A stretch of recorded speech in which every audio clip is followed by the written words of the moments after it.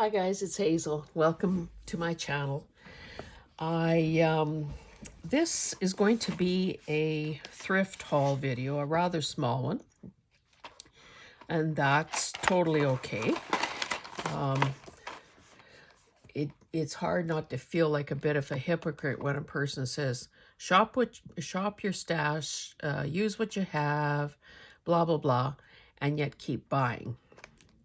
However, that is part of the thrill. Let's admit that part. And we always see the possibilities. And God willing, we'll live long enough to do half of the things we plan to do. Anyway, these push pins, you can see the Dollarama stick, or I can see the Dollarama stick underneath them.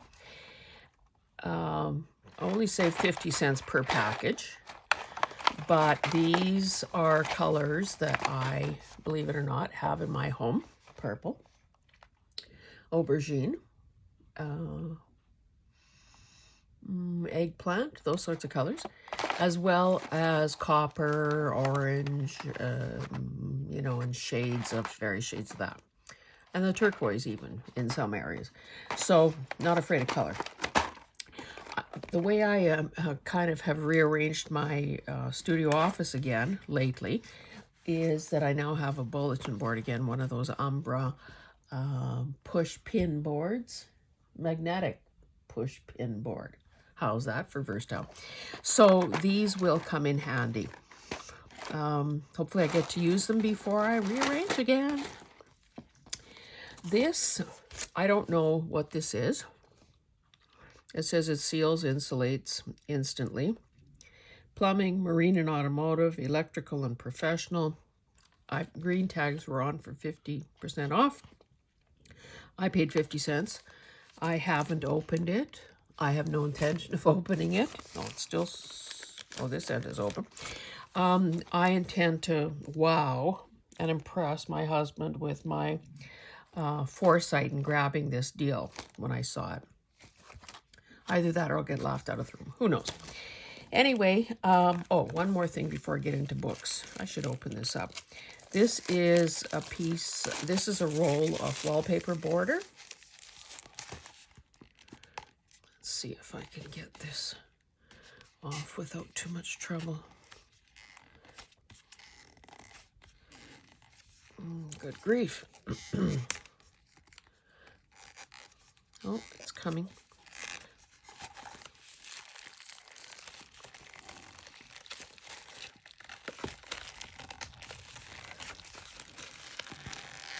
Wallpaper borders, I mean, the challenge with them, and I'd be cutting off this part that is sticky, obviously.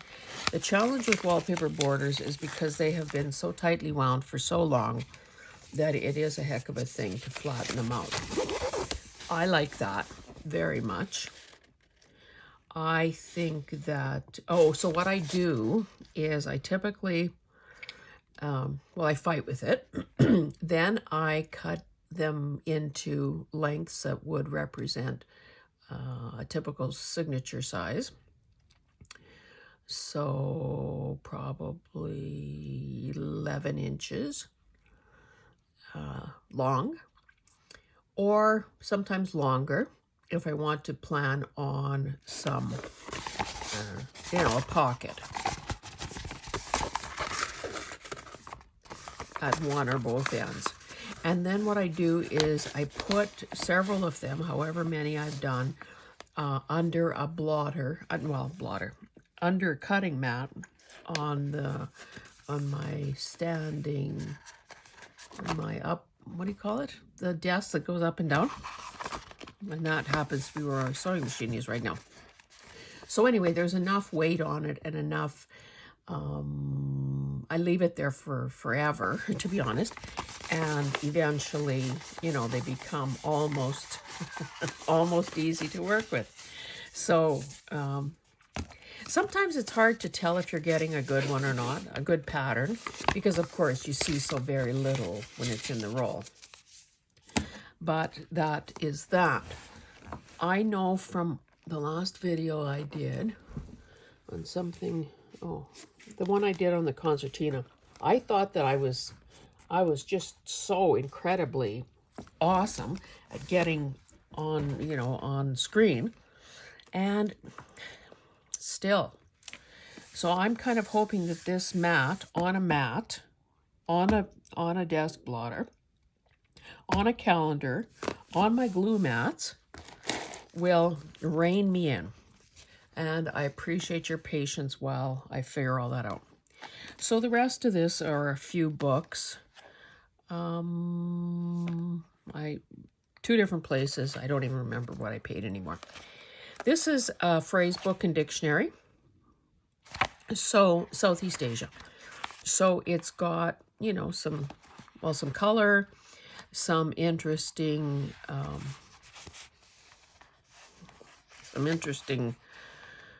what do you call those? Well, not alphabet really. Anyway, symbols, letter symbols from a foreign language or several foreign languages. I wonder, does it say what they're...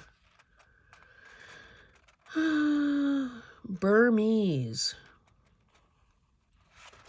So it's an interesting way to bring a bit of color, a bit of interest, a fact or two into a journal. Now these pages are,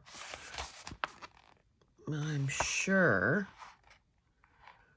yeah, they've got to be glued in. So, it would obviously mean using them for collages or reattaching, hinging pages. Excuse me. This one is a cute little book. It's bilingual, Ukrainian and English. Now, unfortunately, despite having taken Ukrainian 10, 20, 30, mind you, it was 100 years ago, in high school, I am not a fluent reader at all. It's actually painful and slow and awful. A shame. It's a crying shame is what it is, to see me read something. And even then, I may be able to read it. Think, what the heck does that mean?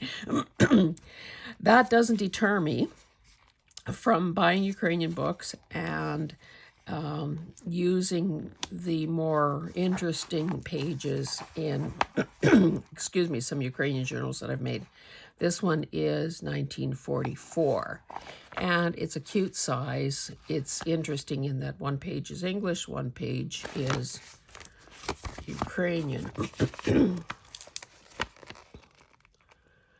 It almost looks like, I guess I won't know until I rip it apart. Oh, it's stapled. So that'll make, oh, look at those nice rusty staples. That will make it easier to deconstruct and keep the signatures intact because it's a cute size. There's my handy dandy ruler. Well, it's almost 6 inches tall. And of course, it would be about 4 inches wide per page. So that's a good one. Green tag, half price. Follow your dreams, they know the way. Now this is a very skinny little book. It does have sewn signatures, which is always a plus. Basically one quote per page. I love words. I like what they convey or the possibilities that they offer. So you're not going to find me pass up a quote book very often.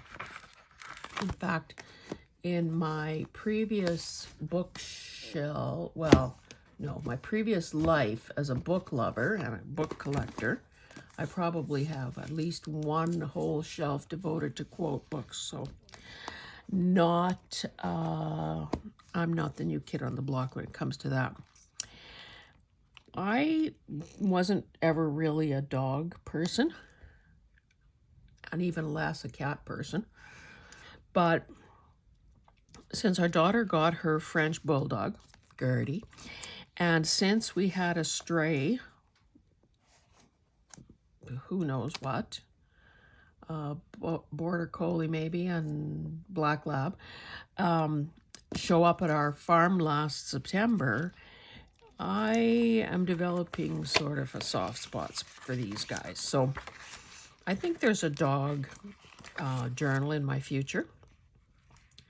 And I mean, they are pretty darn cute. So, and again, lots of, quotes that ring true.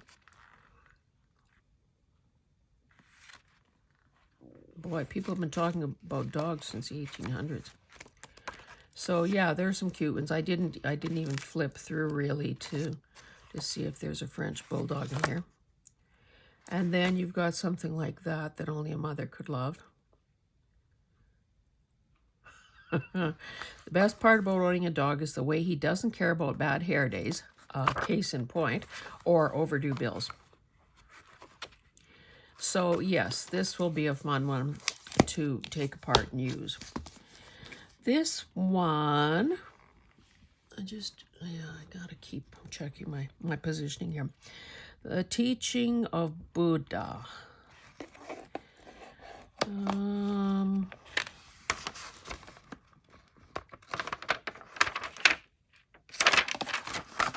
No date. Oh.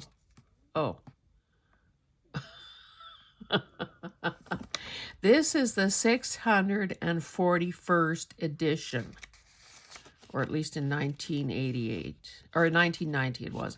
Copyright in 1966.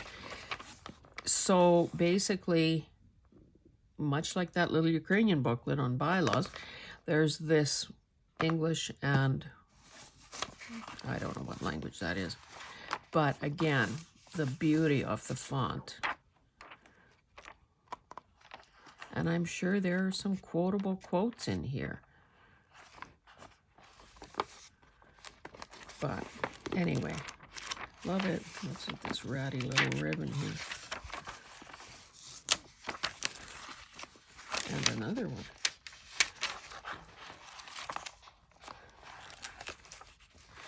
I've never seen that before. And these are sewn signatures, so it will be easy to deconstruct.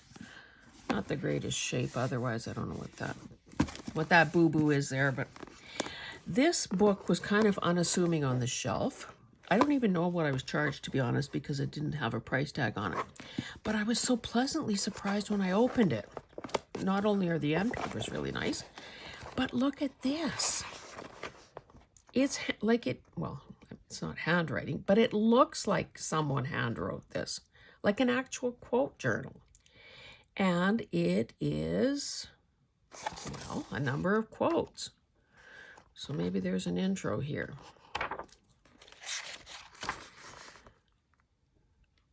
Okay, so the guy even pretends that it's actually his journal. I've gathered a posy of other men's flowers, and nothing but the thread that binds them is mine own. So clearly what he's saying there is these words are all of somebody else's, but the fact that he chose them and put them together in this place, in this order, means something. And that's where his fingerprints are all over it. So there's a combination, it appears, of some typewritten stuff.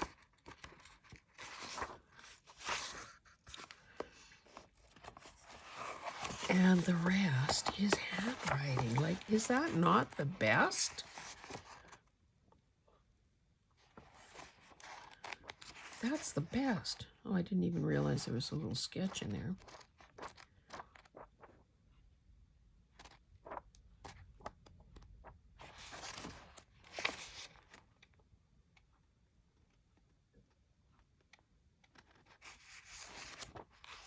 See, in case people are ever wondering, well, what do I do with a journal? What do I do with a junk journal? Well, tell me, I don't get it. I don't understand. Tell me. This is what you do with it. Excuse me. Depending on how much blank space there is, or whether it is divided up into little bits here and there, and journaling cards and foldouts and flips and whatnot, This can be a place, your journal can be a place where you attach a Post-it, sketch a boat, write in whatever color ink pleases you that day, collect quotes, add comments, add LOL. Ah, that is a good one. The most disappointed people in the world are those who get what's coming to them. Oh, I love it. The lowest ebb is the turn of the tide. So I am thrilled, and maybe I should give you, okay, what is this? Oh,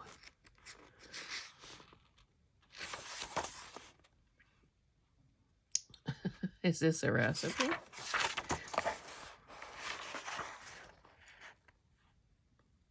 Michelangelo at age 87. I'm still learning. Let's hope that's something we can each say.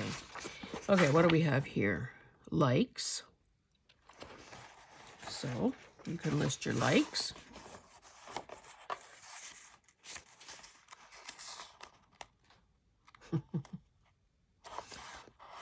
You can mention the heartworm pills that you need to get.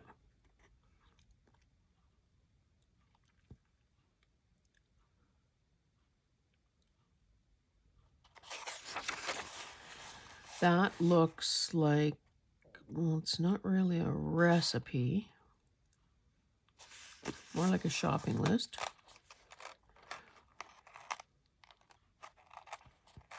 Actually, a person could flip through this page by page and try to figure out what was going through the guy's mind as he made notations. Oh, here's a recipe with a method.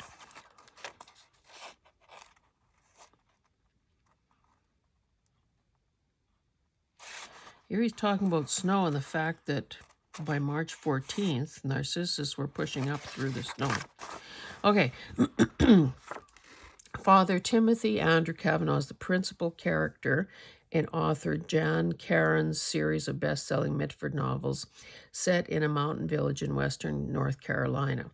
Father Tim is a 60-something Episcopal priest, beloved by all for his unfailing concern for their needs and for his exceptional warmth, grace, charm, and devotion to God. In this second volume of his quote books, Father Tim has recorded favorite wisdom from a variety of thinkers, philosophers, and poets who have enlisted his admiration over the years. So,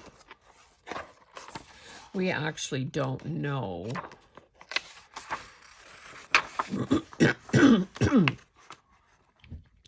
Is it safe to assume then that Jan Karen is the writer of the book then? Because clearly a character in a book can't write a book. For the legions of Mitford readers and all who come to this volume. Then there's a quote from Deuteronomy. Yeah. So it's a Jan Karen book. Here. 2005. I don't think it doesn't really say what the first book like it would be. Second volume of his quote books. Oh, I definitely pick this up again if I saw it. And I'd look for the first, too, for that matter. Okay, this next one ended up getting thrown in for free with my purchase because I liked it. It's a skinny book, but I liked it because the pages are matte. But then, it becomes clear that somebody's already taken a hatchet to this. So when I pointed that out to the owner, she didn't charge me for it, which, I clearly appreciate. And probably no one else would have wanted it in this condition, but it'll work right up my alley. because of, you know, what most of us do to books. So, again, famous Impressionist artists, and yeah, so that was a good one. Then this one. I have a few of this DK series of books. They're intended for children, which is why they work for me. Or maybe it's childish people. Anyway, I thought it was cool because, number one, it is, well, I mean, the paper's a bit glossy. But look at these starry skies. So, I mean, oh, I guess that's the end paper. Okay, so can't do anything with that one. Perfect for envelope making. And this, I guess they're trying to teach kids the, you know, how to read constellations or how to identify constellations. So it's got this transparency over it that I suppose maybe could be used in some way. Planets, another starry sky. Some great, I mean, this is great collage fodder, if nothing else. Here's another starry sky. I didn't flip through the whole thing. It's one of those things. It's $1. You can see the possibilities. And you buy it and you ask questions later. So yeah, I think this will be a good one.